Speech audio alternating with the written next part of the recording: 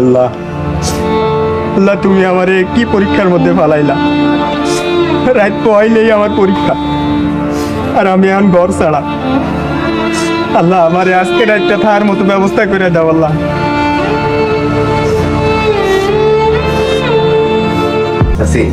আমার তেমন কোনো চাহিদা নেই, শুধু পড়ার জন্য একটু জায়গা দরকার। এমনিতেই এত ঝামেলার মধ্যে একটুও পড়তে পারি না।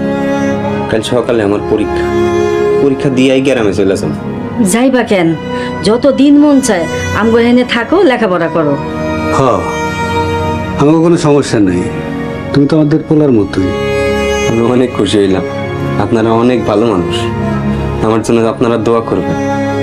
আমার কাল পরীক্ষা, আমি যেন ভালোভাবে পরীক্ষাটা দিতে পারি। দাঁড়ায় কথা কইবা? দেখো না পোলাটা মুখটা শুকায় গেছে, পরে বসতে দাও, বিশ্রাম করো। আমি তো মোদের খাওন নিয়ে আহি।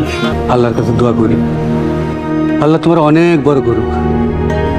প্রত্যেকটা ঘরে যেন তোমার মতো পোলা জন্ম নেয়। আমি মন থেকে দোয়া করতেছি, তুমি একদিন এই শহরের সেরা ডাক্তার হইবা, সেরা ডাক্তার। ইনশাল্লাহ আমি আমার সাধ্য মতো চেষ্টা করি।